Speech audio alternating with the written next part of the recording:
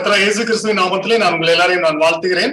மறுபடியுமாக நம்ம இந்த வாரத்திலும் இந்த ஸ்டடியை தொடர்வதற்கு கர்த்தர் நமக்கு கிருபை செய்திருக்கிறார்.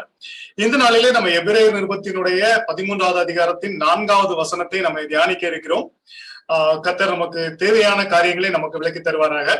முதலாவதாக முதல் 4 வசனங்களை நான் வாசித்து விடுகிறேன். அதற்கு பின்பதாக இந்த நாளினுடைய காரியங்களை நாம் ஆராயலாம். எபிரேயர் 13வது அதிகாரம் 1 முதல் 4 வசனங்கள். சகோதர சிநேகம் நிலைத்திருக்க கடவது, அந்நியரை உபசரிக்க மறவாதிருங்கள், அதனாலே சிலர் அறியாமல் தேவதூதரையும் உபசரித்ததுண்டு. கட்டப்பட்டிருக்கிறவர்களோட நீங்களும் கட்டப்பட்டவர்கள் போல அவர்களை நினைத்துக் கொள்ளுங்கள். நீங்களும் சரீரத்தோடு இருக்கிறவர்கள் என்று அறிந்து தீங்கு அனுபவிக்கிறவர்களை நினைத்துக் கொள்ளுங்கள். விவாகம் யாவருக்குள்ளும் கனமுள்ளதாயும் விவாக மஞ்சம் அசூசிப்படாததாயும் இருப்பதாக. வேசி கள்ளரையும் விபச்சாரக்காரரையும் தேவன் நியாயம் தீர்ப்பார். இந்த நாள்ல நம்ம இந்த 4வது வசனத்தை நம்ம பார்க்க போகிறோம். விவாகம் யாவருக்குள்ளும் கனமுள்ளதாயும் விவாக மஞ்சம் அசூசிப்படாததாயும் இருப்பதாக. வேசி கள்ளரையும் விபச்சாரக்காரரையும் தேவன் நியாயம் தீர்ப்பார். இந்த வசனம் நமக்கு நம்ம அடிக்கடி வாசித்த ஒரு நல்ல தெரிந்த வசனமாக இருக்கலாம். இதுல ஒரு மணி நேரம் ஒரு பைபிள் ஸ்டடியை நடத்த முடியுமா அப்படின்னு யோசிக்க வேண்டியதாக இருந்தது. இதுல என்ன காரியங்களை நம்ம யோசிக்க வேண்டும் என்பதை கர்த்தர் நமக்கு வழிநடத்த வேண்டும் என்ற ஜெபத்தோடு கூட இந்த ஸ்டடியை நான் ஆயத்தப்படுத்தி இருக்கிறேன்.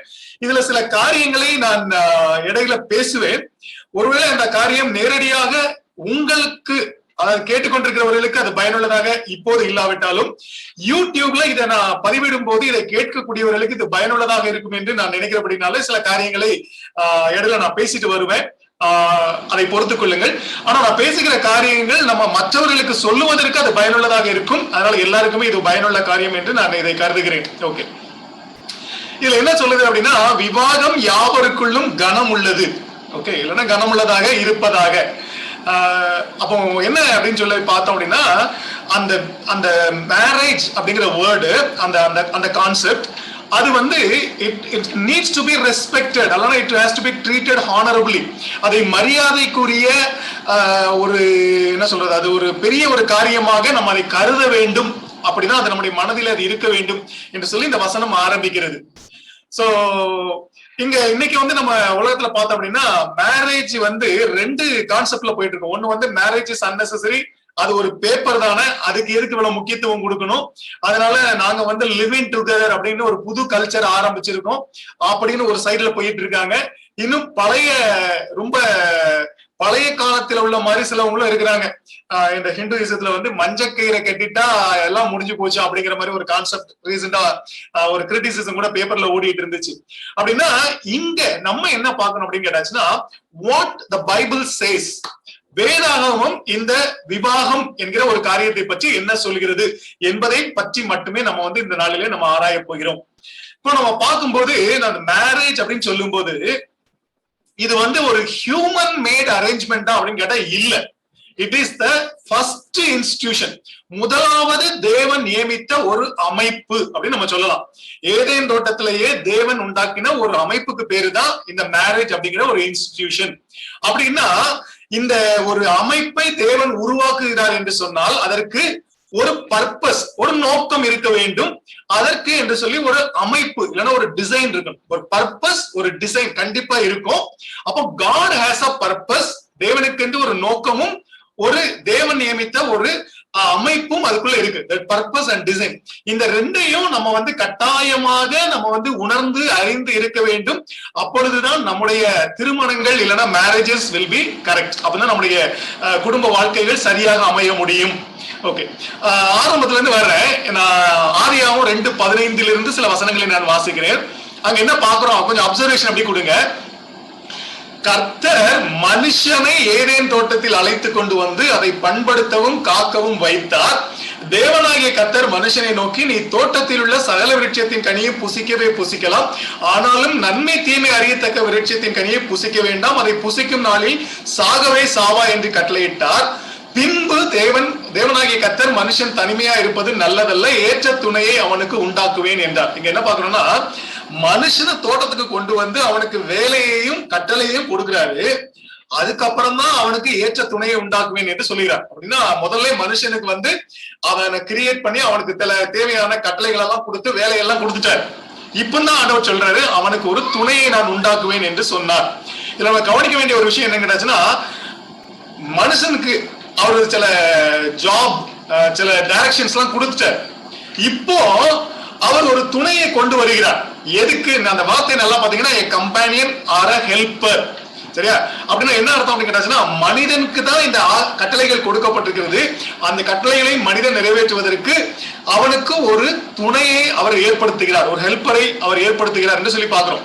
இப்படி நான் சொன்ன உடனே அப்போ பெண்கள்லாம் வந்து லோவா அப்படிங்கிற ஒரு கான்செப்ட்ல வராதீங்க. ஏன்னா நான் அதை வேற மாதிரி அது கொண்டு போகப்படும், அதை பார்த்துக்குவோம். அப்படி தொடர்ந்து பாத்தீங்க அப்படின்னு கேட்டாச்சுன்னா, இந்த 19வது வசனம், அதே 2வது அதிகாரம் 19வது வசனத்துல, தேவனாகிய கர்த்தர் வெளியின் சகலவித மிருகங்களையும் ஆகாயத்தின் சகலவித பறவைகளையும் மண்ணினாலே உருவாக்கி ஆதாம் அவைகளுக்கு என்ன பேரிடுவான் என்று பார்க்கும்படி அவைகளை அவனிடத்தில் கொண்டு வந்தார். இது அப்படி மேல் போக்கா நீங்க வாசித்தீங்க அப்படின்னா, ஆதாம தோட்டத்துக்கு கொண்டு வந்த பிறகுதான் மண்ணை எடுத்து இந்த பறவைகள் எல்லாம் அவர் உண்டாக்குன மாதிரி அதுக்கப்புறம் கொண்டு வந்து ஆதாம்கிட்ட காமிச்ச மாதிரி அங்க பாக்குறதுக்கு தெரியும். ஆனா மிருகங்கள் எல்லாம் அவர் ஏற்கனவே உண்டாக்கி விட்டார். அப்போ உண்டாக்குன விதத்தை இப்ப இவங்க ரெஃபர் பண்ணிருக்கலாம். அப்போ எல்லாம் கொண்டு வந்துச்சு. இங்க வந்து நமக்கு இந்த கிரோனாலஜி ரொம்ப முக்கியம் இல்ல, என்ன நடக்குது அப்படின்னு பாத்தீங்கன்னா, ஆதாம் வந்து அதுக்கு என்ன பேரிடுவான் என்று பார்க்கிறார். அவன் ஆதாம் விட்ட பேருனா இன்னைக்கு வரைக்கும் இருக்குது அப்படிங்கிறது அந்த கான்செப்ட். அப்ப இந்த மிருக ஜீவன்களுக்கெல்லாம் பெயர் கொடுத்தது ஆதாம். அப்போ அங்க எல்லா பறவைகளுமே எப்படி இருக்குன்னா ஜோடி ஜோடியாக இருக்கிறது. ஆனா ஆதாமுக்கு ஏற்ற துணை காணப்படவில்லை அப்படின்னு அந்த பேசேஜ் போகுது. தொடர்ந்து என்ன வருது அப்படின்னு கேட்டாச்சுன்னா, நம்ம என்ன பார்க்கிறோம் அப்படின்னா, அப்போது தேவனாகிய கர்த்தர் ஆதாமுக்கு அயர்ந்த நித்திரையை வர பண்ணினார். அவன் நித்திரை அடைந்தான். அவன் விலா எலும்புகளில் ஒன்றை எடுத்து அந்த இடத்தை சதையினால் அடைத்தார். தேவனாகிய கர்த்தர் தாம் மனுஷனில் எடுத்த விலா எலும்பை மனுஷியாக உருவாக்கி அவளை மனிதனிடத்தில் கொண்டு வந்தார். ஓகே, இப்ப நமக்கு வந்து ஆதாமை அவர் மண்ணினால உருவாக்கினாருங்கிறது தெரியும். இங்க ஏவாளை அவர் எலும்பில் இருந்து உருவாக்கினார் அப்படிங்கிறது தெரியும். இதெல்லாம் நம்ம வந்து நிறைய கேட்ட ஒரு சத்தியம். அதுல இருந்து நான் ஒன்னும் புதுசா சொல்ல போறதில்ல. அப்ப இங்க வந்து ஆதாமுக்கு உதவி செய்வதற்கு ஆதாமுடைய எலும்புகளில் ஒன்றை எடுத்து அவனுக்கு துணையாக ஒரு மனுஷியை உருவாக்கி அவனிடத்தில் கொண்டு வந்தார் அப்படின்னு நம்ம பார்க்கிறோம். அப்போ ஆதாம் சொல்றாரு, இவள் என்னுடைய எலும்பில் எலும்பும் என் மாம்சத்தில் மாம்சமுமாய் இருக்கிறாள். இவள் மனுஷனில் எடுக்கப்பட்டபடியால் மனுஷி எனப்படுவாள் என்றார். இதான் அந்த கான்செப்ட். அவளுக்கு ஏன் மனுஷிங்கிற பேர் வந்துச்சு அப்படின்னா, அதை சொல்லி முடிச்சுட்டு இங்க ஒரு ஆச்சரியமான ஒரு வசனமும் சேர்ந்தே வருது. இதே நிமித்தம் புருஷன் தன் தகப்பனையும் தன் தாயையும் விட்டு தன் மனைவியோடு இசைந்திருப்பான், அவர்கள் ஒரே மாம்சமாய் இருப்பார்கள். ஓகே, இந்த ஆதியாகமத்தை மோசே எழுதினார் என்று சொல்லி நம்ம வந்து நம்புகிறோம். அதனால பின்னால எழுதப்படும் போது இந்த கமெண்ட் உள்ள வந்திருக்குது. ஆனா இந்த கமெண்ட ஆதியாகமத்தினுடைய அந்த காரியங்களை எழுதும் போதே சேர்த்து எழுதியிருக்குது. அப்ப நம்ம இதுல இருந்து என்ன பாக்குறோம் அப்படின்னு கேட்டாச்சுன்னா, மேன் அண்ட் விமன் அவங்க ரெண்டு பேரும் ரொம்ப க்ளோஸா இருக்கணும், மோர் தென் ஃபாதர் அண்ட் மதர். அப்போ வந்து ஒரு புருஷன் என்ன பண்ணணும் அப்படின்னு கேட்டாச்சுன்னா, அவன் அந்த தாயையும் தகப்பனையும் விட்டு விலகி அவன் தன்னுடைய மனைவியோடு அதிக நெருக்கமாக இருக்க வேணும். அவங்களை வந்து ஒரே மாம்சம் என்று சொல்லப்பட்டிருக்கிறது. ஒரு ஆதாமையோட ஒரே மாம்சம் எலும்பிலிருந்து டைரக்டா எடுத்தாங்க. ஆனா இன்னைக்கு அந்த கான்செப்ட் வந்து அப்படிதான் இருக்குது. ஒரு கணவனும் மனைவியும் ஒரே மாம்சமா இருக்கிறார்கள் அப்படின்னு இருக்கு. அப்ப நம்ம கொஞ்சம் சிம்பிளிஃபை பண்ணோம்னா, ஆண்டவர் ஒரு மனிதனை உருவாக்குகிறார். God made a man. அப்புறம் God made a woman. எதுக்கு உண்டாக்குனார் அப்படின்னா, இப்ப மனிதனை உண்டாக்கும் போது அவனை தோட்டத்துக்கு கொண்டு வந்து அதை பண்படுத்த வைத்தார். அதை நம்ம பார்க்கிறோம். இங்க ஒரு பெண்ணை அவர் உருவாக்குகிறார். எதுக்கு உருவாக்குறார்னா, அவனுக்கு துணையாக இருப்பதற்காக அவர் உருவாக்குகிறார். ஏன்னா அவன் தனிமையாக இருப்பது நல்லதல்ல, அதனால அவனுக்கு ஒரு துணையை உண்டாக்குவேன் என்று சொல்லி உண்டாக்கினார். ஓகே, ஆனா இதுல நம்ம பார்க்க வேண்டியது என்னன்னு கேட்டாச்சுன்னா, they both were of image of God. ரெண்டு பேருமே தேவனுடைய அந்த தேவனுடைய சாயலில் இருந்தார்கள், தேவனுடைய ரூபத்தில் இருந்தார்கள் அப்படின்னு நம்ம வந்து பார்க்கிறோம். அப்படின்னா இங்க நம்ம என்ன குழப்பிக்கிறோம்னா, காட் வந்து மேலா ஃபீமேல் அந்த கான்செப்ட் இங்க வரல. இந்த இமேஜ் ஆஃப் காட் அப்படிங்கிறது ரெண்டு பேருக்கும் பொதுவாக இருக்கக்கூடிய அந்த தன்மைகள், தேவத்துவம் இல்லைன்னா தேவனுடைய தன்மைகள் இந்த மனிதனுக்குள் இருந்தது அப்படிங்கறத நம்ம பார்க்கிறோம். இப்ப ரெண்டு பேரும் ஈக்குவல், ஏன்னா ரெண்டு பேருமே தேவனுடைய சாயலில் தான் படைக்கப்பட்டிருக்கிறார்கள்.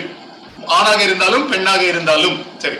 இப்ப அடுத்த ஸ்டெப்புக்கு போகும்போது ஆண்டவர் அவர்களை ஆசீர்வதிக்கிறார். என்ன சொல்லி ஆசீர்வதிக்கிறார்னா அதுல ஒரு 2 பார்ட் இருக்கு. ஒண்ணு வந்து multiply and fill the earth, நீங்கள் பலுகி பெருகி இந்த பூமியை நிரப்ப வேண்டும், அது வந்து ஒரு ஆசீர்வாதம்.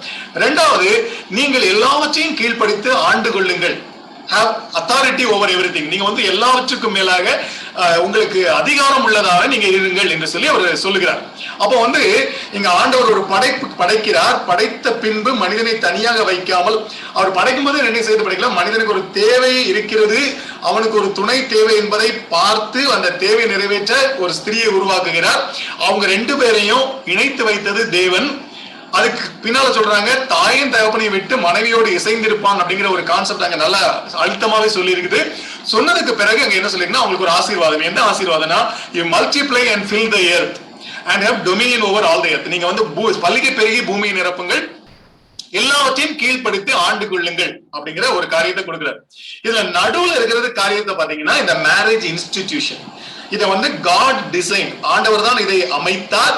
ஆண்டவர் அதுக்கு ஒரு நோக்கத்தையும் வைத்திருந்தார். அது எல்லாமே இந்த ஸ்கிரீன்ல இருக்குது. இந்த நோக்கத்தை, அந்த நோக்கம் என்னங்கிறத பின்னால நான் எக்ஸ்பிளைன் பண்றதுனால அது அப்படியே நான் தொடாமலா போயிட்டு இருக்கிறேன். ஒரு நோக்கம் உண்டு, அதுக்கு ஒரு அமைப்பு உண்டு. இந்த 2 காரியத்தை மட்டும் வச்சுக்குவோம்.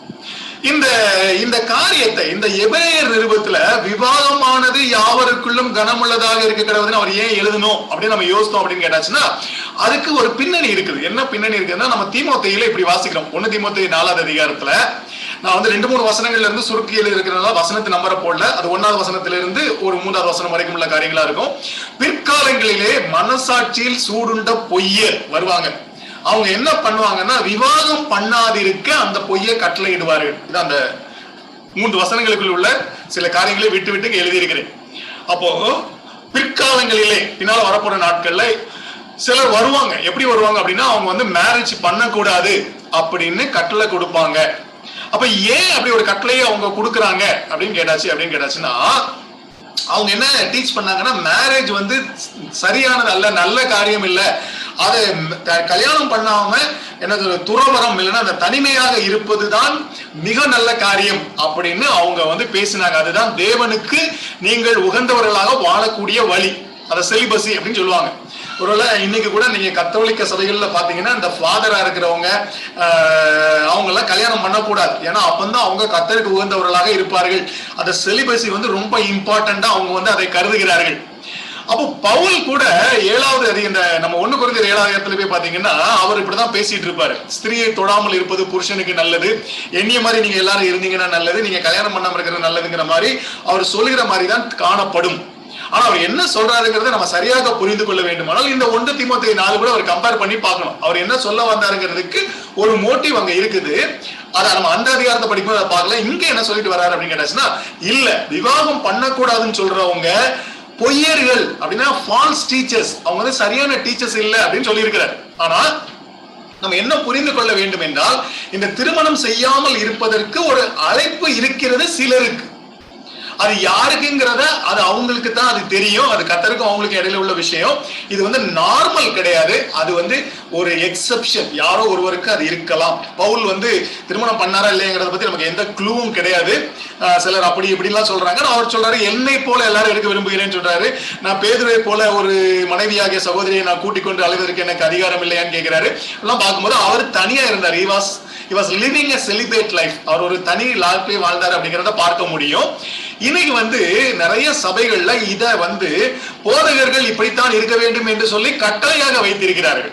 அது தவறு. ஏன்னா அப்படி சொல்லவே இல்லை. பைபிள்ல எங்கேயும் வந்து செலிபஸிய புதிய ஏற்பாட்டுல ரொம்ப உயர்த்தி எங்கேயும் சொல்லி அப்படி இருக்கிறது நல்லதுன்னு சொல்லவில்லை. அந்த 1 கொரிந்தியர் 7வது அதிகாரத்தை தவிர அதனுடைய கான்டெக்ஸ்ட சரியாக புரிந்து கொண்டால் அதை புரிந்து கொள்ளலாம். அப்படின்னா மேரேஜ் வந்து நல்லது இல்லை, செலிபஸி தான் கரெக்ட் அப்படின்னு சொல்லுவது தவறு.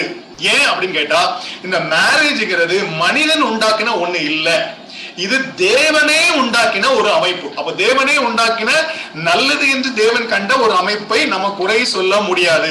அப்படின்னா அதுல ஏதாவது பிரச்சனை இருக்கான இருக்கு, அது என்ன அப்படிங்கறது நம்ம வந்து பார்க்கலாம். ஓகே, அப்ப நம்ம என்ன பார்க்கிறோம் அப்படின்னா, மனிதனுக்கு ஒரு துணை வேண்டும் என்று யோசித்தது தேவன். அந்த ஏற்ற துணையை உண்டாக்கினவரும் அவர்தான். அது அன்னைக்கு மட்டும் ஏதேன்ல மட்டும் இல்ல, இன்றைக்கும் மனிதனுக்கு ஏற்ற துணையை உண்டாக்குகிறவர் தேவனே. அப்போ இன்னைக்கும் வந்து மனுஷனுக்கு ஏற்ற ஒரு துணையை உண்டாக்குகிறவர் யாருன்னா தேவன். அப்ப நல்லா யோசிக்க வேண்டியது ஒவ்வொருவனுக்கும் தேவையான ஒரு துணையை தேவன் வைத்திருக்கிறார். அப்ப நம்ம என்ன பண்ணணும் அப்படின்னா அது யாரு அப்படிங்கறத கண்டுபிடிக்கணும். அதுக்கு போய் போதைகள்கிட்ட போய் ஜோம் பண்ணி ஜோசியம் கேட்கிற மாதிரி கேட்டு அப்படி கண்டுபிடிக்க சொல்லல. இது தேவன் நடத்துவார். நம்ம அதை பத்தி சில காரியங்களை யோசிக்கலாம். ஓகே, மல்கியா 2:16 ஒரு வசனம் இருக்கிறது, எல்லாருக்கும் தெரிந்தது. It is about divorce. தள்ளி விடுதலை நான் வெறுக்கிறேன் என்று இஸ்ரவேலின் தேவனாகிய கர்த்தர் சொல்லுகிறார். ஐ ஹேட் டிவோர்ஸ். அதான் ரொம்ப ஸ்ட்ராங்கான வேர்டு. அப்படிப்பட்டவன் கொடுமையினால் தன் வஸ்திரத்தை மூடுகிறான். it is a very big wrong. அது வந்து ரொம்ப கொடுமையான ஒரு செயல் என்று சொல்லி சேனைகளின் கர்த்தர் சொல்லுகிறார். அப்ப என்னன்னா, மனிதனுக்கு துணையை உண்டாக்கினவர் தேவன், அந்த துணையை தள்ளி விட்டு காரியத்தை தேவன் வெறுக்கிறேன் என்று சொல்லுகிறார். அப்படி செய்வது ஒரு கொடுமையான காரியம் என்று சொல்லுகிறார். அப்படின்னா மேரேஜ் இன்ஸ்டிடியூஷன் வந்து ரொம்ப ஸ்ட்ராங்கா இருக்கணும் அப்படிங்கறத பற்றி தேவன் மிகவும் திட்டவட்டமாக இருக்கிறார். இன்னைக்கெல்லாம் டிவோர்ஸ் வந்து ரொம்ப ஈஸியா நடந்துகிட்டு இருக்குது. ஒரு 50 இயர்ஸ்க்கு முன்னால வெளிநாடுகள்ல தான் ரொம்ப ஈஸியா நடக்கும்னு சொல்லுவாங்க. இன்னைக்கு நம்முடைய சுற்று வட்டாரத்துல இந்த டிவோர்ஸ்ங்கிறது அவ்வளவு ஈஸியாவும் அவ்வளவு அதிகமாகவும் மாறிவிட்டது. கோர்ட்டுக்கு போனீங்க அப்படின்னா பாதி கேஸ் இந்த டிவோர்ஸ் கேஸா தான் இருக்கும் அப்படிங்கிற அளவுல இன்னைக்கு நம்முடைய சமுதாயம் போய்கொண்டு இருக்கிறது. ஏன் அப்படி போய்கிட்டு இருக்கு அப்படின்னு கேட்டாச்சுன்னா அது தேவனுக்கு விரோதமான ஒரு காரியம். சரி, அப்போ இந்த டிசைனை பத்தி பார்த்தோம் அப்படின்னு கேட்டாச்சுன்னா எப்படி இருக்கு அப்படின்னு கேட்டீங்கன்னா, இதுக்கு ஒரு அமைப்பு, இதுக்கு ஒரு பர்பஸ் உண்டுன்னு சொன்னேன். அந்த டிசைன் என்னன்னு கேட்டீங்கன்னா, one man one wife no divorce. இதான் அமைப்பு. ஒரு மனிதனுக்கு ஒரு மனைவி, அவர்கள் தள்ளிவிடப்படக்கூடாது, டிவோர்ஸ் ஆகக்கூடாது. அப்படின்னா one man has to live with one wife. ஒரு மனிதன் ஒரு மனைவியோடு கூட வாழ வேண்டும். ஒருவேளை இன்னைக்கு நம்முடைய சபைகளில் நம்முடைய சுற்றி பார்க்கும்போது நமக்கு வந்து இது சரியான வகையில அதிகமான காரியங்கள்ல ரொம்ப சரியா தான் நடந்துகிட்டு இருக்கிறது. அதுக்காக கர்த்தரை துதிப்போம். இந்த விதமான ஒரு தீமை நம்முடைய சபைகளுக்குள்ளே வந்து விடாதபடி நம்ம ஜெபிக்க வேண்டிய பொறுப்பும் நம்ம இடத்துல இருக்கு. ஏன்னா சுற்றி இருக்கிற உலகத்துல இது ரொம்ப காமனா நடந்துகிட்டு இருக்குது. ஓகே, அவங்க எப்படி இருக்கணும்? அவங்க ரெண்டு பேரும் ஒன்றாக இருக்க வேண்டும், இணைந்து இருக்க வேண்டும், பெற்றோர்களை விட்டு பிரிந்து இருக்க வேண்டும். அப்படி பிரிந்து இருக்கணும் அப்படின்னு சொன்ன உடனே இல்ல அவங்கள விட்டு தனியா தள்ளிட்டு அவங்களுக்காக நம்ம கவலைப்படக்கூடாது அப்படின்னு சொல்ற அர்த்தம் இல்ல. இது மனதளவிலும் பிராக்டிக்கல் லைஃப்லயும் யாரு ரெண்டு பேரும் டெசிஷன் எடுக்கணும் அப்படின்னு கேட்டாச்சுன்னா it has to be husband and wife. அவங்க தான் டெசிஷன் எடுக்கணும். பெற்றோர் உள்ள தலையை விடக்கூடாது. இதுதான் பைபிள் சொல்லுது. கிறிஸ்தவ குடும்பங்கள்ல கவனிக்க வேண்டிய விஷயம், ஒருவேளை நம்ம வயதானவர்களாக இருந்தால் நம்முடைய பிள்ளைகள் மருமக்கள் மத்தியில போய் நம்ம தலையை விடக்கூடாது என்பதை இந்த வசனம் திட்டமா சொல்லுது. யங்ஸ்டர்ஸா இருந்தீங்க அப்படின்னா நீங்க உங்களுடைய பெற்றோரோ உள்ள தலையை விடாதீங்க. காட்ஸ் டிசைன்ல man and wife maths a family. ஒரு புருஷனும் மனைவியும் தான் குடும்பம்.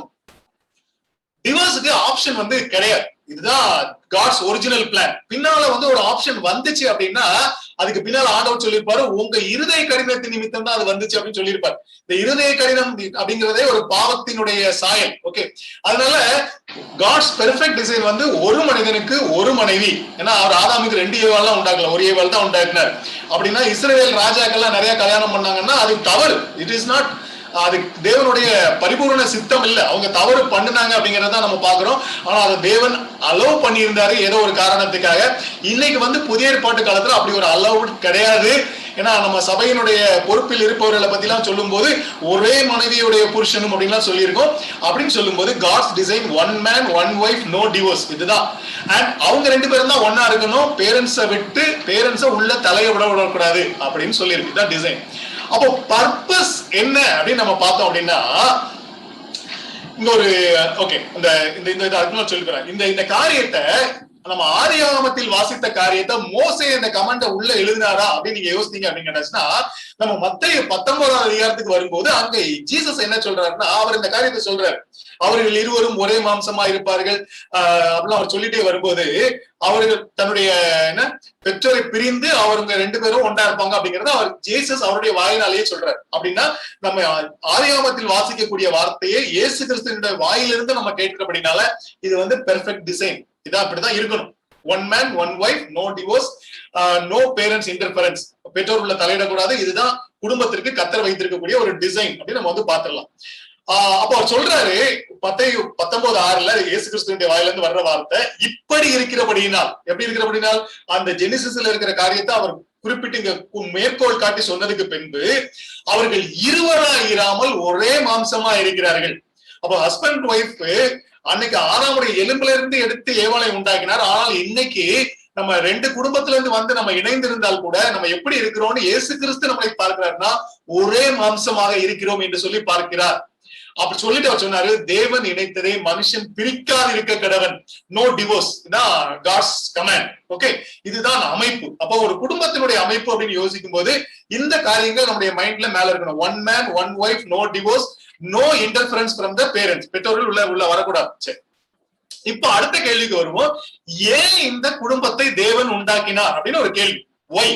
அப்போ நமக்கு மல்கியா 2:15 அங்க ஒரு முக்கியமான ஒரு காரியம் கொடுக்கப்பட்டிருக்கிறது. என்ன கொடுக்கப்பட்டிருக்கிறதுனா, அவர் ஒருவனை அல்லவா படைத்தார், ஆவி அவரிடத்தில் பரிபூர்ணமாய் இருந்ததே, பின்ன ஏன் ஒருவனை படைத்தார்? இந்த இந்த இந்த பர்டிகுலர் 2 கொஸ்டினை நீங்க கொஞ்சம் டிரான்ஸ்லேஷன்ஸ், வெவ்வேறு ஆங்கில டிரான்ஸ்லேஷன் பாத்தீங்கன்னா வெவ்வேறு மாதிரி டிரான்ஸ்லேட் பண்ணிருப்பாங்க. அதுல அது கொஞ்சம் டிரான்ஸ்லேட் பண்றதுக்கு ரொம்ப கடினமான ஒரு பகுதியாக இருக்கிறது அப்படின்னு சொல்லி பார்க்கலாம் ஹீப்ரூல. அதனால வெவ்வேறு மாதிரி டிரான்ஸ்லேட் பண்ணிருப்பாங்க. ஆனா நம்ம தமிழ் டிரான்ஸ்லேஷன் கிட்டத்தட்ட ஒரு நல்ல ஒரு மீனிங்கை தருது. அதனால இத அப்படியே நம்ம வச்சுக்கலாம். அவர் ஒருவனை அல்லவா படைத்தார். இப்ப ஆண்டவர் நினைச்சிருந்தார் அப்படின்னா, அவர் பறவைகள், இந்த மீன், மச்சங்கள், செடிகள் எல்லாம் உண்டாக்கும் போது உண்டாகணும்னு சொன்னா எல்லாம் உண்டாயிருந்துச்சு. அப்ப மனுஷனையும் அவர் அதே மாதிரி ஒரு ஆயிரக்கணக்கில் லட்சக்கணக்கில் உண்டாக்க முடியுமா அப்படின்னா முடியும், அவரால் முடியும். ஆனா அவர் அப்படி உண்டாக்காம ஒரே ஒரு மனிதனை படைத்தார். ஏன் ஒருவனை படைத்தார் அப்படின்னு கேட்டோம்னா, அதுக்கு காரணம் ரொம்ப அழகா சொல்லியிருக்கு, தேவ பக்தியுள்ள சந்ததியே பெரும்படி தானே. அப்படின்னா என்னன்னு கேட்டதுன்னா, they have to bring up a godly generation. அப்ப அந்த ஒரு குடும்பத்துக்கு தேவன் வைத்திருந்த நோக்கம் என்னவென்றால், ஒரு தேவ பக்தி உள்ள சந்ததியை உருவாக்க வேண்டும் என்பது தேவனுடைய சித்தம். நம்ம அந்த வரலாற்றை படிக்கும் போது, நம்ம பைபிள் வரலாறு படிக்கும் போது, அப்படி ஒரு சந்ததி உருவாச்சுன்னா அப்படி ஒரு சந்ததி இருந்துச்சு. ஆனா அதுக்கு ஏடி கூட்டிக்கு அடுத்த ஒரு சந்ததி இருந்துச்சு, 2 சந்ததிகள் அங்க வந்துட்டு இருந்துச்சு அப்படின்னு பாக்குறோம். 2 சந்ததி ஒரே குரூப்ல இருந்து வந்ததுதான் தேவ பக்தி உள்ளவர்கள், பக்தி இல்லாதவர்கள். இன்னைக்கு அப்படிதான் இருக்கிறாங்க. ஆனா தேவனுடைய நோக்கம் குடும்பத்துக்கு என்ன அப்படின்னு கேட்டாச்சுன்னா, தேவ பக்தியுள்ள சந்ததியை பெரும்படி தானே. சரி, அப்ப இந்த தேவ பக்தியுள்ள சந்ததியை பெறுவதுதான் ஒரு குடும்பத்திற்கு நோக்கம் அப்படின்னு நான் சொன்னா எத்தனை பேர் ஏற்றுக்கொள்வீங்கன்னு எனக்கு தெரியல. ஏன்னா இன்னைக்கு நம்ம சுத்தி இருக்கிற உலகம் நமக்கு என்ன சொல்லியிருக்கு அப்படின்னு கேட்டா, கல்யாணம் எல்லாரும் பண்றாங்க, அதனால நானும் பண்ணணும். கல்யாணம் பண்ணா வீட்டுக்கு ஒரு ஒரு ஒரு குக்கு, ஒரு சமையல் பண்றதுக்கு ஒரு குக்கு, துணி துவைக்கிறதுக்கு ஒரு டோபி, அப்புறம் என்ன சொல்றது, வீட்டெல்லாம் கிளீன் பண்றதுக்கு ஒரு சர்வெண்ட், இதெல்லாம் வந்த மாதிரி ஒய்ஃப பாக்குற கல்ச்சர்ல நம்ம உட்கார்ந்து இருக்கிறோம். அது போதாதுன்னு டவுரின்னு கொஞ்சம் வருமானம் வரும். இந்த மாதிரிதான் கல்யாணத்தை பாக்குறாங்க. அடுத்தாப்புல 2 பேர் வேலை செஞ்சாதான் இந்த காலத்துல வாழ முடியும். அதனால படிச்ச, சம்பாதிக்கிற, அழகா இருக்கிற ஒரு பொண்ணை பார்க்கணும், இப்படிலாம் நிறைய சொல்றாங்க. அந்த நோக்கம் என்ன என்று சொல்லி இன்றைக்கு சபையிலும் அதிகமாக பேசப்படுவதில்லை, கிறிஸ்தவர்களும் இதை குறித்து அதிகமாக பேசுவதில்லை. குடும்பத்துக்கு நோக்கம் அப்படின்னு ஒண்ணு இருக்கணும். அந்த நோக்கம் ஒரே ஒரு லைன்ல சொல்லி முடிச்சிடலாம், தேவ பக்தியுள்ள சந்ததியை பெரும்படி. அப்படிங்கிற ஒரு நோக்கத்துக்காக இந்த குடும்பத்தை அமைக்க வேண்டும் என்பதுதான் தேவனுடைய சித்தம். இதை தவிர தேவனுக்கு ஒரு சித்தம் இல்லை என்று சொல்லி நீங்க வேதத்தை முழுசும் தேடினீங்கன்னா தெரியும். ஆண்டவர் எதுக்கு ஒரு குடும்பத்தை நிறுவினார் என்று சொன்னால், இதுதான் ஒரே நோக்கமாக இருக்க முடியும். இதை தவிர வேற நோக்கமே இல்லை. அப்படி ஒரு சந்ததியை பெரும்படிக்கு தேவன் ஒரு குடும்பத்தை உண்டாக்கினார் என்று சொன்னால், அங்க டிவோர்ஸுக்கு இடம் கிடையாது. ஆகையால் ஒருவரும் தன் இளவயதின் மனைவிக்கு துரோகம் பண்ணாதபடிக்கு எச்சரிக்கையா இருங்கள் உங்கள் ஆவியை குறித்து. சரியா? அப்ப உங்க ஆவியை குறித்து அவ என்னங்கன்னா, உங்க ஆட்டிடியூட், உங்க ஸ்பிரிட் எப்படி இருக்கணும் அப்படின்னு கேட்டாச்சுன்னா, ஃபெய்த்ஃபுல்னஸ் அங்க ரொம்ப இம்பார்ட்டன்ட். ஏன்னு கேட்டாச்சுன்னா, நம்ம கையில இருக்கிற அந்த டாஸ்க், அந்த பர்பஸ் ரொம்ப இம்பார்ட்டன்ட். என்னன்னு கேட்டாச்சுன்னா, தேவபக்தி உள்ள சந்ததி அது வரணும். இன்னைக்கு கிறிஸ்தவ பெற்றோர்கள் என்ன நினைக்கிறாங்க அப்படின்னா, இல்லன்னா கிறிஸ்தவர்களே என்ன நினைக்கிறாங்க அப்படின்னு கேட்டாச்சுன்னா, எங்க போனா ஆசீர்வாதம் கிடைக்கும். ஆசீர்வாதம் என்னன்னு கேட்டாச்சுன்னா, நான் ஜெபகோபுரத்துக்கு எழுதுனா என் பிள்ளை ஸ்டேட்ல ஃபர்ஸ்ட் வந்துருமா, மெடிக்கல் காலேஜ்ல சீட்டு கிடைச்சிருமா, இல்ல அப்படி கிடைச்சிருமா, இப்படி கிடைச்சிருமா, என்ன கால்குலேஷன் போடுறாங்க அப்படின்னா உலக பிரகாரமான கால்குலேஷன் தான் போடுறாங்க. தேவ பக்தி உள்ள சந்ததியா என் பிள்ளைங்க இருப்பாங்களா அப்படிங்கறத பத்தி இன்னைக்கு யாரும் கவலைப்படுவதில்லை. இந்த ஒரு நோக்கத்தை ஒரு கிறிஸ்தவ குடும்பம் ஆரம்பத்துல இருந்து நோக்கத்துல வச்சிருந்தா அந்த குடும்பம் வேற மாதிரி இருக்கும். கணவனுக்கும் மனைவிக்கும் இந்த ப்ரீமேரிட்டல் கவுன்சிலிங் கொடுப்பாங்கல்ல, திருமணத்திற்கு முன்பதாக ஒரு கவுன்சிலிங், அதுல இதைத்தான் சொல்லி கொடுக்கணும். குடும்பத்துக்கு நோக்கம் காசு சம்பாதிக்கிறதோ, வீடு கட்டுறதோ, இல்ல தங்களுடைய பெயர்களை உண்டாக்குறதோ இல்ல, தேவ பக்தியுள்ள ஒரு சந்ததியை உருவாக்குவதுதான் தேவனுடைய நோக்கமாக இருக்கிறது அப்படிங்கிற காரியத்தை நம்ம கற்றுக் கொடுக்க வேண்டியது மிக மிக அவசியமான ஒரு காரியம்.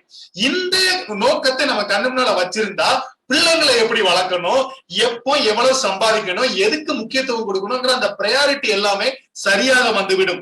இந்த நோக்கத்தை நம்ம மறந்துவிட்டோம்னா எல்லாமே தப்பா போயிடும்.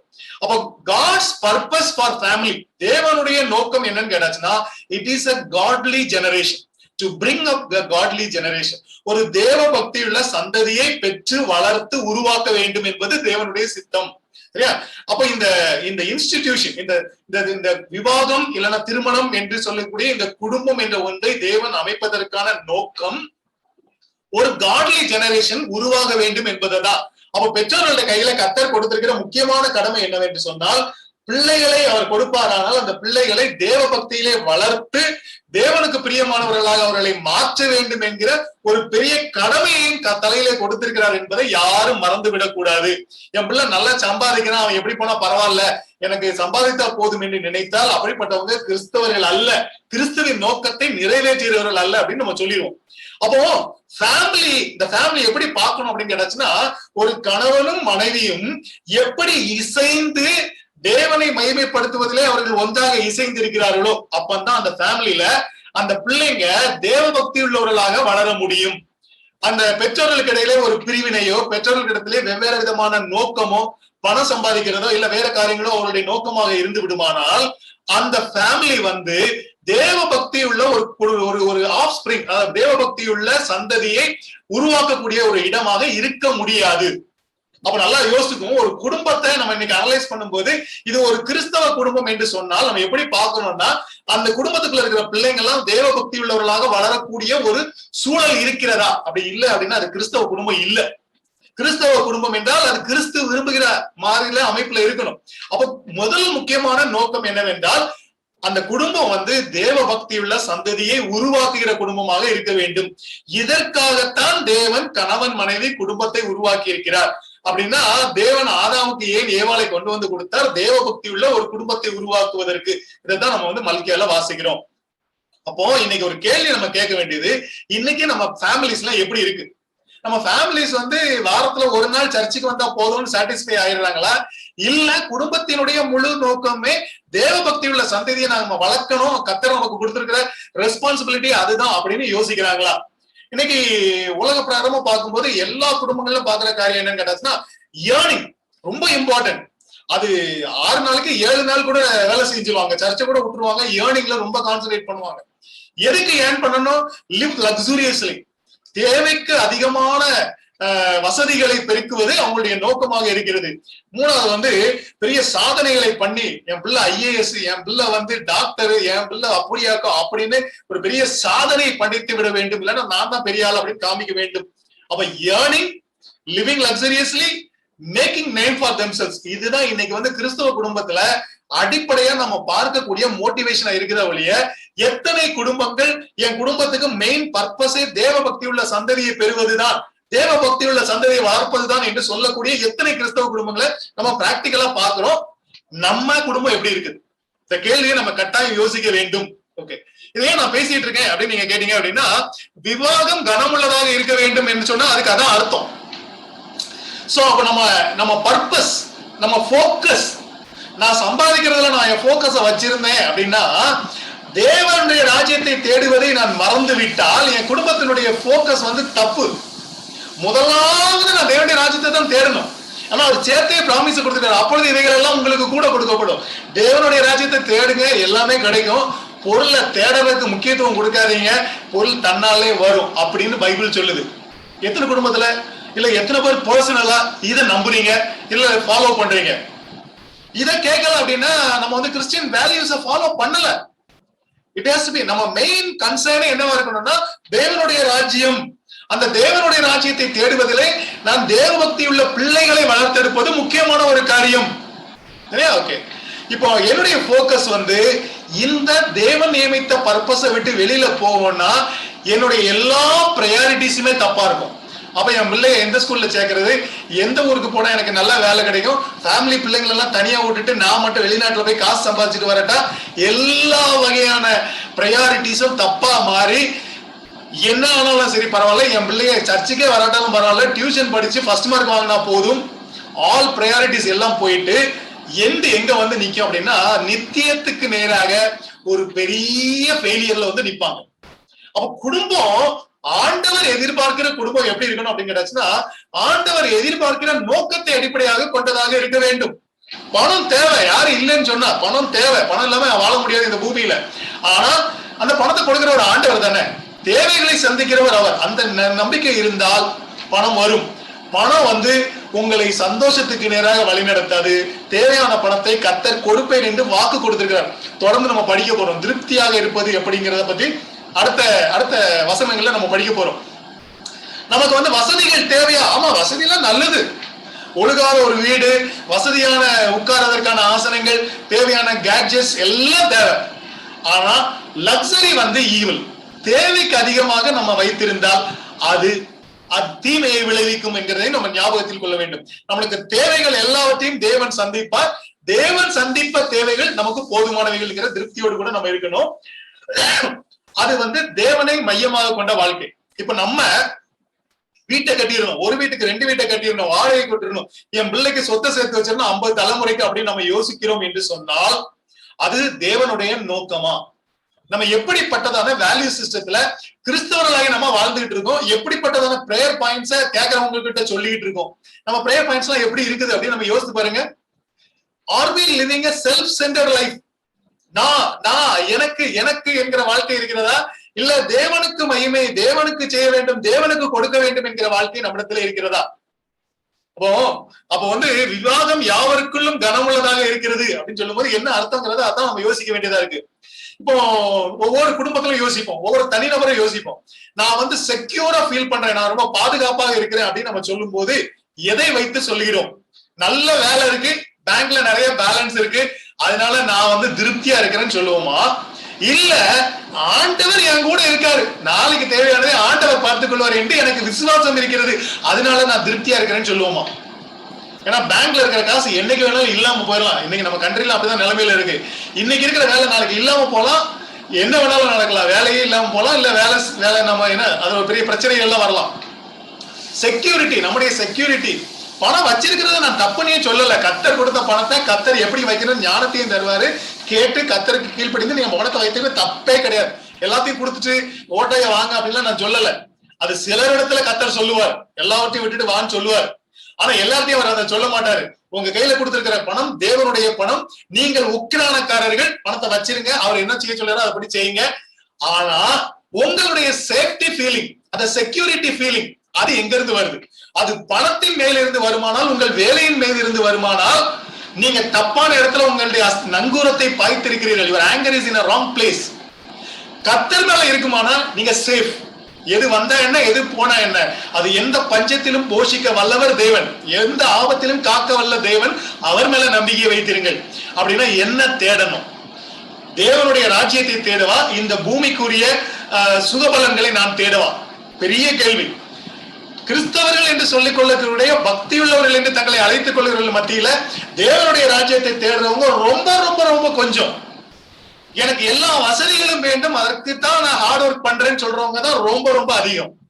அப்போ இங்க என்ன பார்ப்போம் அப்படின்னா, மேரேஜ் இஸ் ஹானரபிள் அப்படின்னு சொன்னா அதுக்கு என்ன அர்த்தம் அப்படின்னா, நான் தேவன் என்ன பர்பஸ்க்காக இந்த மேரேஜ்ங்கிற இன்ஸ்டிடியூஷனை வைத்தாரோ அந்த பர்பஸ நான் கரெக்டா நிறைவேற்றுகிறேன் என்று சொல்லும் போது நான் மேரேஜ் இஸ் ஹானரபிள் என்பதை நான் ஏற்றுக்கொள்கிறேன். இல்லைன்னா உங்க மேரேஜ் ஹானரபிள் கிடையாது. அப்போ விவாகமானது மேன்மை உள்ளது என்று சொல்லும் போது அந்த விவாகத்திற்குரிய பர்பஸ், டிசைன் ரெண்டும் தேவன் அமைத்த விதத்தில் நான் வைத்திருக்கிறேன். தேவன் அமைத்த விதத்தில் என்னுடைய குடும்பத்தை அமைத்திருக்கிறேன், தேவன் அமைத்த நோக்கத்திற்காக என்னுடைய குடும்பத்தை கட்டுகிறேன் என்று சொல்கிறவர்கள் மட்டுமே இந்த விவாகத்தை கனமுள்ளதாக கருதுகிறார்கள், கனமுள்ளதாக வைத்திருக்கிறார்கள். மற்றவர்கள் எல்லாரும் இந்த குடும்பத்தை கனமற்றதாக மாற்றிவிட்டார்கள். இதுதான் இந்த வசனத்துல இருந்து கொடுக்கக்கூடிய எக்ஸ்பிளனேஷன். அப்ப நல்லா யோசிச்சு பாருங்க. விவாதமானது யாவருக்கும் கனம் உள்ளது அப்படின்னு அது ஏதோ இந்த கல்யாண தண்ணிக்கு யாரும் வாசிட்டு ஓகே ரொம்ப ஹோலி ரொம்ப அப்படிலாம் ஃபீல் பண்ணாதீங்க. இதுக்கு பர்பஸ் தான் ரொம்ப இம்பார்ட்டன்ட். கர்த்தருடைய பார்வையில எப்படி நீங்க உங்களுடைய குடும்பத்தை, உங்களுடைய மேரேஜை நீங்க எப்படி நடத்துறீங்கிறத யோசித்து பாருங்க. காட்ஸ் பர்பஸ், காட்ஸ் டிசைன் கரெக்டா இருந்தா you are honouring your marriage, இல்லைன்னா யூ ஆர் டிஸ்ஹானரிங் யுவர் மேரேஜ். பாருங்க, ரொம்ப சிம்பிளா அப்படி சொல்லணும்னா, நான் என்னமோ புதுசா சொல்றேன்னு யோசிக்காதீங்க. சரீரத்தை தேவன் நமக்கு கொடுத்திருக்கிறார்.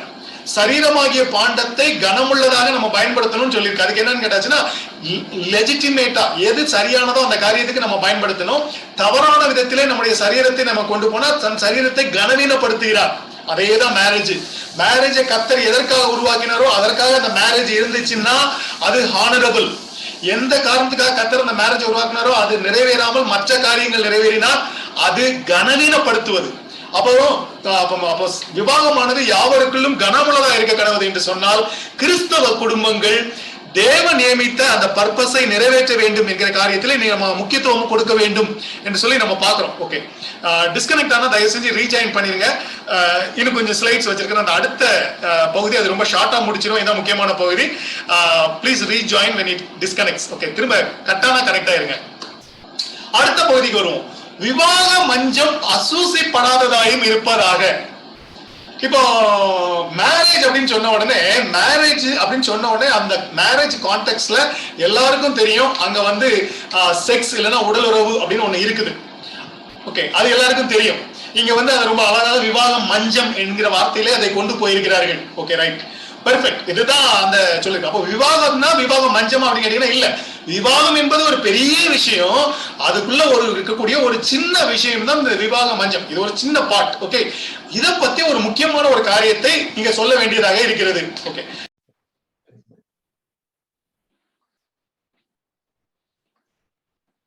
ஓகே. இப்ப இந்த விவாக மஞ்சம் அசூசிப்படாதா இருப்பதாக அப்படின்னு சொன்ன உடனே அது எதை பற்றி பேசுகிறது என்று சொன்னால், அந்த விவாகத்துக்குள் இருக்கக்கூடிய ஒரு காரியம். அந்த ஒரு காரியம் என்னன்னு சொன்னா உடல் உறவு இல்லைன்னா செக்ஸ் அப்படின்னு சொல்லக்கூடிய ஒரு காரியம். இது வந்து இன்னைக்கு வந்து செக்ஸ் அப்படிங்கிற வேர்டை ரொம்ப ஆபாசம் என்கிறதாக ஒரு கருத்து நிலவுகிறது. இந்த வார்த்தையை பயன்படுத்துவதற்கு இல்லை என்றால் யோசிப்பதற்கு ஒரு ஹெசிடேஷன் இருக்கு. உண்மையில சொல்ல போனா இந்த செக்ஸ் அப்படிங்கிறது மிகவும் ஒரு பரிசுத்தமான ஒரு விஷயம். ஏன்னு கேட்டா, இதை பிளான் பண்ணவரு, இதுக்கு பின்னால் இருக்கக்கூடிய ஞானம் யாருடையது என்று சொன்னால் இது தேவனுடைய ஞானத்தில் உருவானது.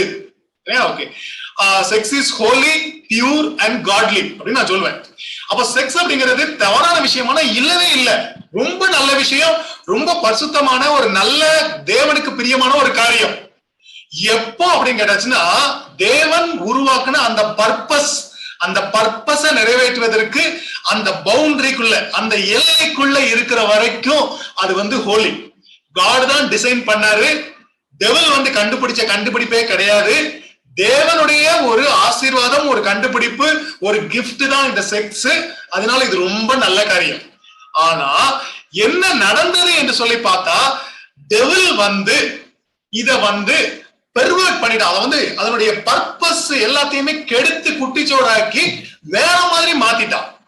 அவன் என்ன சொல்லி கொடுத்துட்டான் அப்படின்னா, இது வந்து அப்படியாக்கும் இப்படியாக்கும், இந்த திருட்டு தண்ணீர் தித்திக்கும்னு தவறான வழிகளிலே எப்படி இந்த சந்தோஷத்தை அனுபவிப்பது என்பதற்கு மக்களை ஒரு பெர்வர்ஷனுக்குள்ள கொண்டு போயிட்டான். ஒரு அது என்ன சொல்றதுன்னா, சுபாவத்திற்கு விரோதமாக இதை அனுபவிப்பதற்கான காரியங்களை சாத்தான் மக்களுக்கு கற்றுக் கொடுத்து செய்ய வைத்துக் கொண்டிருக்கிறார். தான் ரொம்ப சிம்பிளா சொல்ல போனா. So God created sex as very good gift. Devil perverted it into the worst thing. தேவன் இந்த செக்ஸ் என்பதை ஒரு ஆசீர்வாதமான நன்மையான காரியமாக உருவாக்கினார். அது நல்ல காரியம். அதை சாத்தான் அதை தவறாக அதை திரித்து விட்டான் என்று சொல்லலாம். ஓகே, ரொம்ப சிம்பிளா சொல்ல போனா, இந்த பவுண்டரி எங்கன்னு கேட்டாச்சுன்னா, மேரேஜ்ங்கிற இன்ஸ்டிடியூஷனுக்குள்ள இந்த செக்ஸ் வந்து ஹோலி, பியூர், காட்லி. இது வந்து எல்லா ஃப்ரீடமும் இருக்குது. It is a pleasure to enjoy. It is created by God. நல்லா அதை எக்ஸ்பீரியன்ஸ் பண்ணலாம். ஆனா அவுட் சைட் மேரேஜ், அந்த ஒரு மனைவி ஒரு கணவன், அந்த ரெண்டுக்கு வெளியில ஹிண்ட், ஒரு சின்ன ஹிண்ட் கூட இருக்கக்கூடாது இந்த செக்ஸுக்கு. அப்படி இருந்துச்சுன்னா அது ஈவில், அதான் worst thing. அப்படின்னா sex is very good inside marriage, outside marriage the worst thing in the world. Okay, அப்போ இதை பத்தி பேசலாமா? பேசலாம். பேச வேண்டிய விதத்துல, பேச வேண்டிய இடத்துல, பேச வேண்டிய முறையில இதை பேச வேண்டும். இளைஞர்களுக்கு நம்ம கற்றுக் கொடுக்க வேண்டும். இத சரியானபடி நம்ம வந்து கொண்டு வர வேண்டும். இதுல எந்த விதமான ஒரு இம்மாராலிட்டி, ஒரு அக்லினஸ் இதுக்குள்ள வரக்கூடாது அப்படிங்கிற ஒரு காரியத்தை நம்ம வந்து கவனத்தில் கொள்ள வேண்டும். ஓகே, இது வந்து இந்த நான் ஏற்கனவே சொன்ன விஷயம் தான். தேவன் அவருடைய பெரிய ஞானத்துலதான் இந்த செக்ஸ் அப்படிங்கிற ஒன்ன கிரியேட் பண்ணிருக்கிறாரு. அதுல நல்ல பிளஷர் இருக்குது, சந்தோஷம் இருக்கிறது. அது ஒரு பியூட்டிஃபுல்லான ஒரு காரியம். என்னன்னு கேட்டா, கணவன் மனைவியை இசைத்து வைத்திருக்கக்கூடிய, ஒன்றாக இணைத்து வைத்திருக்கக்கூடிய ஒரு முக்கியமான பாண்ட், இல்லைன்னா இணைப்பு இந்த செக்ஸ் அப்படிங்கிறது. ஆனா கல்யாணத்துக்கு வெளியில இந்த குடும்பம் என்கிற இந்த திருமண பந்தத்திற்கு வெளியிலே இது மிக அசிங்கமான, தீமையான, அருவருப்பான, தேவனுக்கு கோபத்தை உண்டாக்கக்கூடிய மோசமான காரியம். ஓகே, நம்ம பைபிள படிக்கும்போது ரெண்டு பெரிய லெவல் பாவத்தை பத்தி பார்ப்போம். நீங்க ரோமர் 1வது அதிகாரத்தை படிச்சீங்க அப்படின்னா அங்க வரும். ஒண்ணு வந்து ஐடலேட்ரி, என்ன சொல்றது, விக்கிரக ஆராதனை. 2வது வந்து இம்மொராலிட்டி, இந்த தேசித்தன விபச்சாரம். முதல்ல தேவனுக்குரிய மகிமையை கொடுக்காம யாரெல்லாம் போனாங்களோ, தேவனுடைய அவங்க என்ன பண்ணாங்கன்னா, தேவனுடைய மகிமையை மிருகங்கள், சொர்க்கங்கள் எல்லாம் வாங்கி அவங்க சிலைகளை உண்டாக்கினார்கள். இதுதான் ஐடலேட்ரி. அவங்க விக்கிரக ஆராதனைக்குள்ளாக போனாங்க. அதுக்கு அடுத்த ஸ்டெப் எங்க போச்சு அப்படின்னு கேட்டாச்சுன்னா, அவங்க சுபாவ அனுபவத்தை அவங்க சுபாவத்துக்கு விரோதமானதாக மாற்றினார்கள். அதுதான் இம்மாராலிட்டி. அப்படின்னு நம்ம என்ன பாக்குறோம்னா, இந்த தேவனை விட்டு தூரமா போகும்போது வரக்கூடிய 2 ஹையர் லெவல் என்னன்னு கேட்டா, ஒண்ணு தேவன் வேற ஒண்ண, தேவனை விட்டுட்டு வேற ஒண்ண தேவனா மாத்துறது. ஐடலேட்டர்னு தெரியல, விக்கிரக ஆராதனை என்பது வேறு ஒரு காரியத்தை தேவனுடைய இடத்துல வைத்து தேவனாக மாற்றி விடுவதுதான் ஐடலேட்ரி. அதுக்கு சிலை இருக்கணும்னு அவசியம் கிடையாது. பண ஆசையே ஒரு ஐடலேட்ரி தான். அப்ப வந்து எதுக்கு நம்ம வந்து முக்கியத்துவம் கொடுத்து மேலானதாக கருதுகிறோமோ அது வந்து தேவனுக்கு கொடுக்க வேண்டிய மகிமையை பெறுகிறதோ அது வந்து விக்கிரகம். அடுத்தது வந்து இந்த விக்கிரக ஆராதனை எங்க போய் முடியும் அப்படின்னு கேட்டா, அது வந்து இம்மாரல் லைஃப்ல கொண்டு போய் விடும். இப்ப ரொம்ப சிம்பிளா சொல்ல போனா, கிறிஸ்டியனுடைய லைஃப்ல இந்த 2 காரியமும் கொஞ்சம் கூட இருக்கக்கூடாது. ஏன்னா இது 2 ஹையஸ்ட் லெவல், முத்தின விஷயம். ஒரு நோய் முத்தினா எப்படி இருக்குமோ அதே மாதிரி பாவத்தின் முத்தின நிலைமை தான் இந்த 2 விஷயமும். விக்கிரக ஆராதனையும் விபச்சாரமும் பாவத்தின் முத்தின நிலைமைகள். அதை பத்தி ஹிண்டே வந்து ஒரு கிறிஸ்தவனுடைய வாழ்க்கையில இருக்கக்கூடாது. சரி, ஒரு வார்த்தை பார்ப்போம்.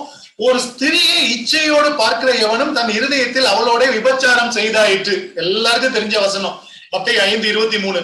ஓகே, இதை அப்படி கொஞ்சம் ஆம்பிளிஃபை பண்றேன். இந்த ஆம்பிளிஃபைடு வெர்ஷன் ஒரு பைபிள் உண்டு, அதே மாதிரி நான் கொஞ்சம் ஆம்பிளிஃபை பண்றேன். ஒரு ஸ்திரியை குறித்து இச்சையோடு யோசிக்கிற, கற்பனை செய்கிற எவனும், இச்சையை தூண்டுகிற படங்களை, வீடியோக்களை பார்க்கிற எவனும், இச்சையை தூண்டுகிற கதைகளை, புத்தகங்களை வாசிக்கிற எவனும் தன் இருதயத்தில் அவளோட விபச்சாரம் செய்தாயிட்டு. இதுதான் நியூ டெஸ்டமென்ட் ஸ்டாண்டர்ட். இருதயத்துல, ஏன்னா வெளியில நம்மளாம் ரொம்ப யோக்கியங்களா இருப்போம், வெளியில நம்மளாம் தப்பு செய்ய மாட்டோம். ஆனா உங்க இருதயத்துல என்ன இருக்கு அப்படின்னு கேட்டாச்சுன்னா, அது கர்த்தர் பார்த்து கொண்டிருக்கிறார். இருதயத்துல என்ன இருக்குன்னு, அங்க என்ன நடக்குது, ஒரு ஸ்திரியை குறித்து நான் என்ன யோசிக்கிறேன், என் கற்பனையில என்ன ஓடுது, சரியா, நான் எப்படிப்பட்ட படங்களை நான் பார்க்கிறேன், எப்படிப்பட்ட வீடியோக்களை பார்க்கிறேன், எல்லாம் என்னுடைய இச்சையை தூண்டுகிறதா, என்னுடைய எண்ணங்களை தேவன் ஆண் பெண் உறவுக்கு நியமித்த அந்த பர்பஸ் என்னன்னு கேட்டா, தேவ பக்தியுள்ள சந்ததியை உருவாக்குவது. அதை விட்டுட்டு நான் என்னுடைய இச்சைகளைனா என்னுடைய மாம்சத்தினுடைய விருப்பங்களை நிறைவேற்றுவதற்கு அல்லனா ஒரு சாட்டிஸ்பாக்சனை கொடுக்கக்கூடிய படங்களையோ வீடியோக்களையோ பார்க்கிறேனா, கற்பனையை செய்து கொண்டிருக்கிறேனா, இல்லைன்னா கதை புஸ்தகங்களை வாசிக்கிறேனா, இப்படிலாம் நான் செஞ்சேன் அப்படின்னா அதுக்கு ரொம்ப சிம்பிளா சொன்னா அதுதான் ஷார்ட்டா நம்ம மத்தேயு 5:23 இச்சையோடு பார்க்கிற என்று சொல்லப்பட்டிருக்கிறது. ஆம்பிளிஃபை பண்ணி போட்டிருக்கேன். அப்படின்னா எவ்வளவு பரிசுத்தமாக இருக்க வேண்டும் என்றால், நம்முடைய கண்களோடு நான் உடன்படிக்கை செய்த நான் இன்னொரு ஸ்திரீ எப்படி பார்க்கலாம். சரியா, நீங்க வந்து நிறைய பேர் வந்து பெண்களை பார்த்துட்டு அவங்கள பத்தி ஒரு கமெண்ட் அடிக்கிறாங்க.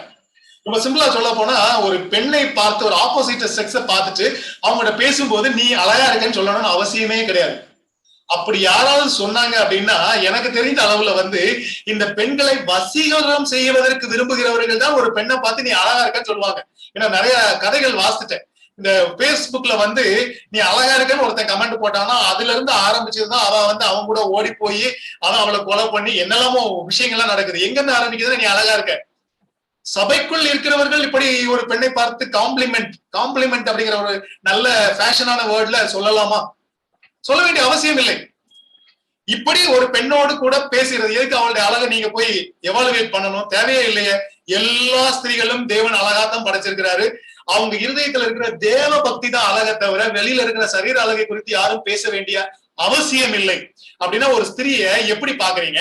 அப்படி பார்க்கும்போது எந்த விதமான எண்ணங்கள் நம்முடைய மனதிலே வந்து போகிறது, அந்த அந்த எண்ணங்களை எந்த அளவுக்கு வசனத்தின் உதவியோடு கண்ட்ரோல் பண்ணிருக்கோம்.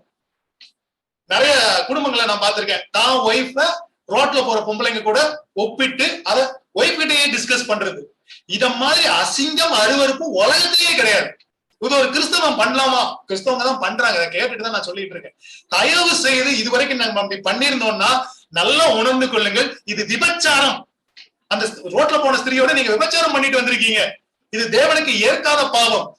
எந்த ஸ்திரியையும் நீங்க கவனத்தோடு கூட நீங்கள் பாருங்கள்.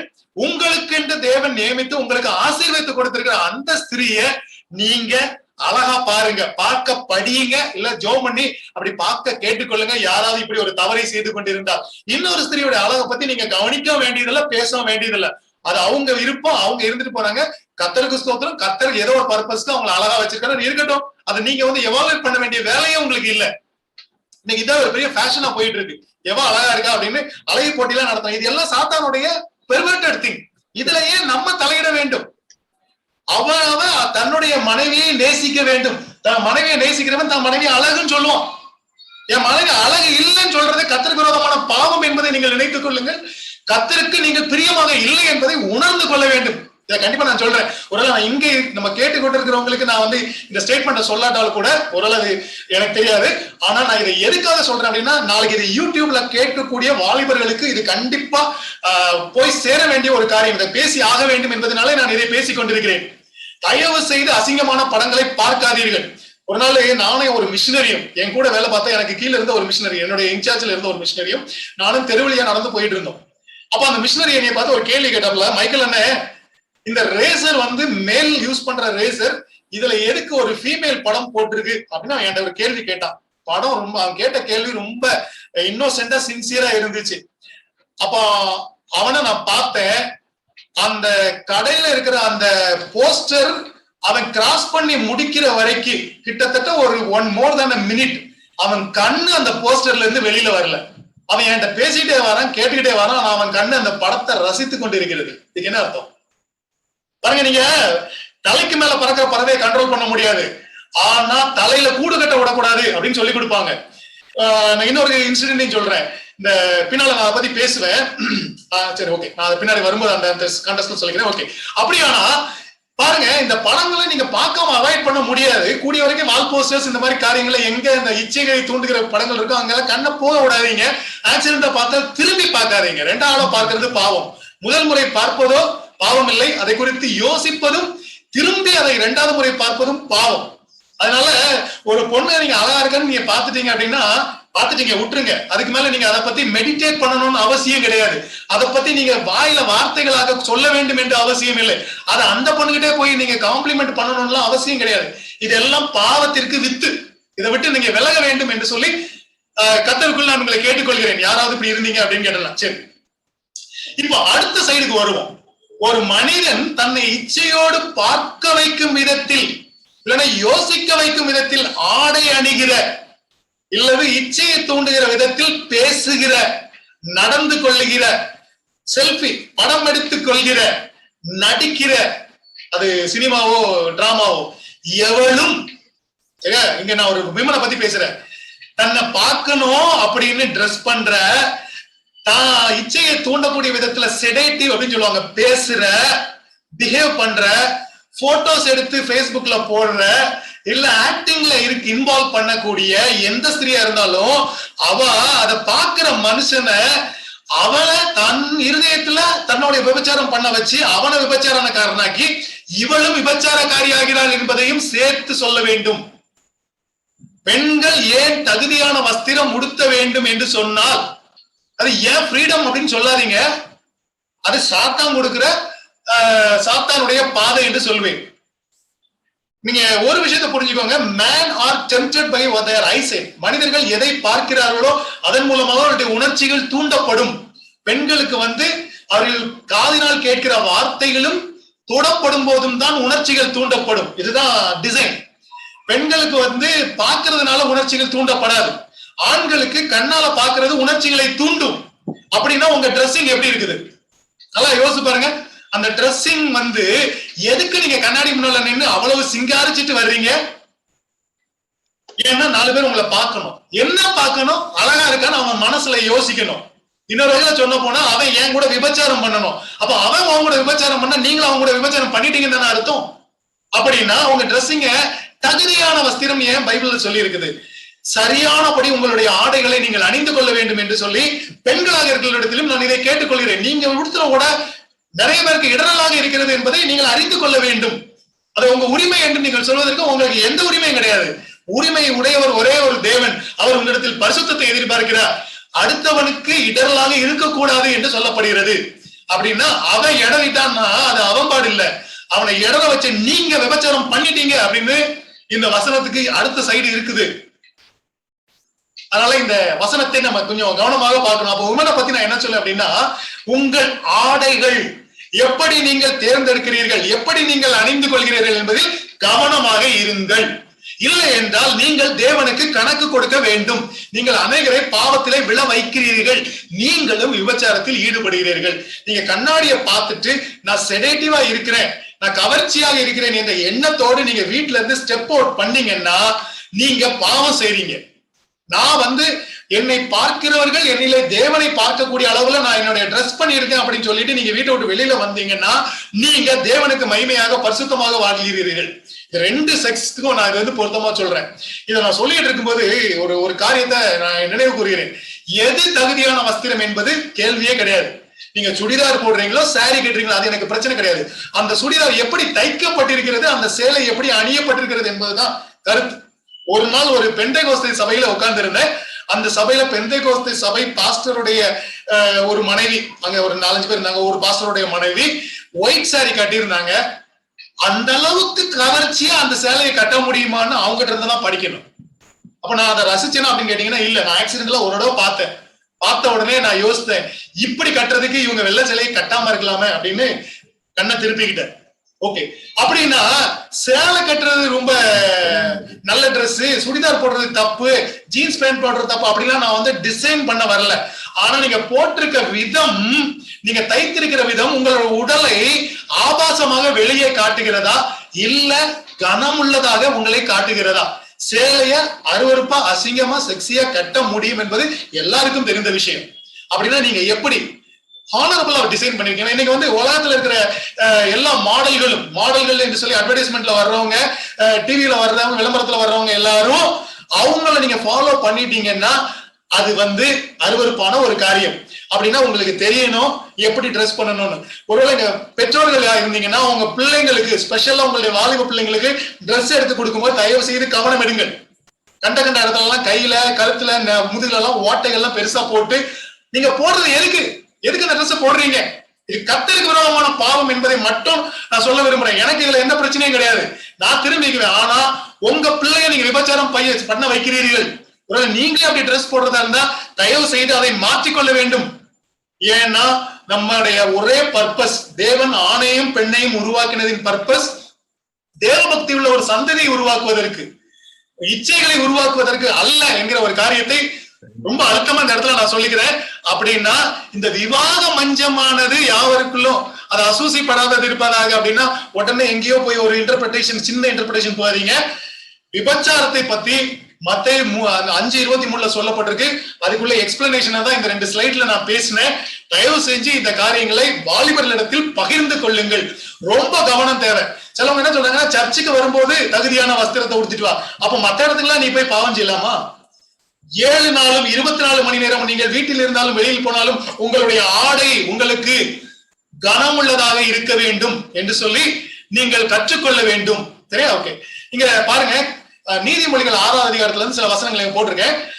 கட்டளையே விளக்கு, வேதமே வெளிச்சம், போதக சிக்ஷையே ஜீவ வழி.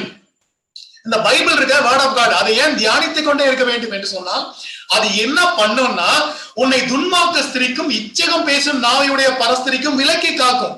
பைபிளை தியானிக்கிறவன் இந்த பரஸ்திரிக்கு தப்புவிக்கப்படுவான். அவளை பத்தி என்ன சொல்லிருக்குன்னா, உன் இருதயத்திலே அவள் அழகை இச்சியாதே. இந்த இச்சியாதேனோட நான் இச்சிக்கல அப்படின்னு ரொம்ப அழகா சொல்லிடுவாங்க. அவ அழகா இருக்கா, நீ மெடிடேட் பண்ற பத்தியா அவ அழகா இருக்கா, நீ எவால்வேட் பண்றீல்ல, அதை உன் யாரு பண்ண சொன்னா? அதுதான் தப்பு. அவ அழகா இருந்தா என்ன, இல்லாட்ட என்ன, அவளுக்கும் தேவனுக்கும் தானே பொறுப்பு. அவ போய் அழகா இருக்காளா இல்லையான்னு அவ அழகை நீங்க போய் பாக்குறீங்களே, அதுதான் அழகை இச்சிப்பது. அவள் தன் கண்ணிமைகளால் உன்னை பிடிக்க விடாதே அப்படின்னா என்ன கேட்டாச்சுன்னா, நிறைய பேரு அவங்க டெக்கரேட் பண்ணிட்டு வர்றதே நீ பாக்கணுங்கிறதுக்காக தான். அப்படி நீ பார்த்த அப்படின்னா அப்புறம் உன்னை பின்னாடி சுத்த வைப்பாங்க. இதான் வாலிப பிள்ளைங்க உடைய ட்ரிக். நீங்க போனீங்கன்னா உங்களுக்கு தெரியும். நான் ஒன்னும் புதுசா எதுவும் பேசல. தனக்கு பின்னால 10 பேர் சுத்தணும், ஆனா நான் யாரையும் திரும்பி பார்க்க மாட்டேன், என் 10 பேர் என் பின்னால சுத்த வைக்கணுங்கிறது இன்னைக்கு உள்ள கேர்ள்ஸ் உடைய மோட்டிவா இருக்கு. ஏன்னா நான் ஒரு காலேஜ்ல ஒர்க் பண்றேன், எனக்கு தெரியும் என்ன நடக்கிறது என்பது. ஓகே, அப்படின்னா இங்க பாருங்க, யார் இதுக்கு எஸ்கேப் ஆவா அப்படின்னா, வசனத்தை தியானிக்கிற வாலிபன். வாலிபன் தன் வழியை எதினால் சுத்தம் பண்ணுவான்? நம்முடைய வசனத்தின்படி தன்னை காத்துக் கொள்கிறதுனாலே, நான் உமக்கு விரோதமாக பாவம் செய்யாதபடிக்கு உம்முடைய வசனத்தை என் இருதயத்திலே வைத்து வைத்தேன். வசனம் உள்ள இருந்துச்சுன்னா பாவம் உள்ள வராது. நீ பெண்ணை ரசித்தால், அவள் அழகை ரசித்தால், படத்துல இருக்கிற பெண்ணை ரசிச்சா, கேலண்டர்ல போட்டிருக்க படத்தை ரசிச்சா பாவம். அப்ப கண்ணினால பிடிக்க விடாதே. அதை சொல்லிட்டு அங்க வார்னிங் இருக்கு. தன் வஸ்திரம் வேகாமல் மடியிலே எவனாவது நெருப்பை வைத்துக் கொள்ள முடியுமோ? பாருங்க, மடியில கொஞ்சம் கங்கல்லி வச்சுட்டு என் ட்ரெஸ் பர்ன் ஆகாதுன்னு யாராவது சொல்ல முடியுமா? ஓகே, வஸ்திரம். நம்ம வஸ்திரம் சொன்ன உடனே உன் பரிசுத்தத்தை ஞாபகப்படுத்திக்கணும். பரிசுத்தம் தான் நமக்கு வஸ்திரம். என் பரிசுத்தை அழிஞ்சு போகாம நான் எப்படி ஒரு படத்தை ரசிக்க முடியும்? தன் கால் சுடாமல் எவனாவது தலையில் மேல் நடக்க கூடுமோ? எல்லாம் பக்கத்துல விளையாட முடியாது. என் பொண்ணு அழகா இருக்காளா இல்லையான்னு பார்த்தேன் அப்படின்னு கொஞ்சம் கண்ணை சோவார விட்டுட்டு நான் பரிசுத்தமா இருக்கேன்லாம் யாரும் சொல்ல முடியாது. கண்களோடு உடன்படிக்கை செய்து கண்களுக்கு கலிக்கம் போட்டு கண்ணை திருப்பிடணும். 32வது வசனம் அதே அதிகாரத்துல சொல்லுது, நீதிமொழிகள் 6வது அதிகாரத்துல, ஸ்திரீயுடன் விபச்சாரம் பண்ணுகிறவன் மதிகெட்டவன், ஃபூல். நான் அந்த பிராக்கெட்ல போட்டிருக்கேன், தன் இருதயத்துல. நம்ம இருதயத்துல விபச்சாரம் பண்றதை பத்தி பார்த்தோம் இல்லையா? விபச்சாரம் போய் பண்ணத்தான் மதிக்கட்டவன் நினைக்காதீங்க. இருதயத்துல விபச்சாரம் பண்ணுகிறவனும் மதிக்கட்டவன் தான். ஏன்னா விபச்சாரங்கிறது இருதயத்திலே நடக்குது, சரீரத்திலே நடக்குது. அப்படி செய்கிறவன் தன் ஆத்மாவை கெடுத்து போடுகிறான். எவ்வளவு கெடுத்து போடுகிறான்னு என்ன அர்த்தம்னா, அழித்து போடுகிறான். தேவன் தம்முடைய ஒரே பேரனுக்குமார் விசுவாசிக்கிறவன் எவனோ அவன் கெட்டு போகாமல் அப்படின்னு அர்த்தம். அப்ப ஆத்மாவை கெடுத்து போடுகிறான், அழித்து போடுகிறான், நரகத்துக்கு அனுப்பி விடுகிறான். அப்ப என் கண்ணு எவ்வளவு சுத்தமா இருக்க வேண்டும்? தேவன் என் இருதயத்தை பார்க்கிறார் என்பதை ஞாபகத்தில் வைத்துக் கொள்ள வேண்டும்.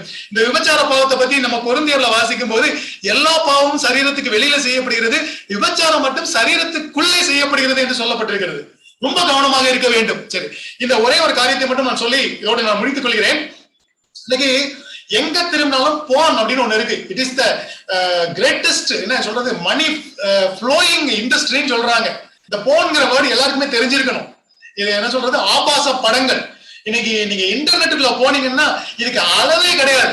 நீங்க சின்ன பிள்ளைங்க கையில போனை கொடுத்தீங்கன்னா 5 நிமிஷத்துல 2 படம் வந்துட்டு போயிடும், இல்ல வீடியோ வந்துட்டு போயிடும். யூடியூபுக்கு போனீங்கன்னா இருக்கு, பேஸ்புக்கு போனீங்கன்னா வரைக்கும் இன்டர்நெட்டை தொட்டாலே இருக்கு.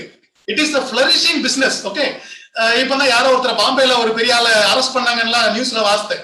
ஓகே, இந்த போன் அப்படிங்கிறது இன்னைக்கு ரொம்ப சர்வசாதாரணம். இந்த லாக்டவுன் பீரியட்ல யங்ஸ்டர்ஸ், சில்ட்ரன் வாட்ச் எவ்வளவு பார்த்தாங்க அப்படிங்கிறது ஸ்டாட்டிஸ்டிக்ஸ் வந்திருக்கு. இதுக்கு என்ன சப்ப கட்டு கட்டுறாங்கன்னா, அவங்க படிச்சுக்கிறாங்களாம் என்னது எப்படி இருக்கணும்னு. தட் இஸ் செக்ஸ் எஜுகேஷனா. Porn is not sex education. ஆபாச படங்கள் நீங்க கற்றுக்கொள்வதற்கான காரியம் அல்ல. அது என்னன்னு கேட்டா, it is a weapon of devil. இது சாத்தானுடைய ஒரு பெரிய ஆயுதம். எதுக்குன்னு தெரியுமா? உங்களுடைய தேவ பக்தியை அழிப்பதற்கு. அதனால போனை பார்த்து நான் படிச்சுக்கிறேன் அப்படின்னு வாலிபர்களை நீங்க என்கரேஜ் பண்ணாதீங்க. வாலிபர்கள் சொன்னாங்கன்னா உடனே அப்படியான்னு கேட்டாதீங்க. இந்த காலத்து வாலிபர்கள்லாம் கொஞ்சம் விவரம் தெரியாதவங்கள ஏமாத்திட்டு அலைவாங்க. நல்லா யோசிச்சுக்கோங்க.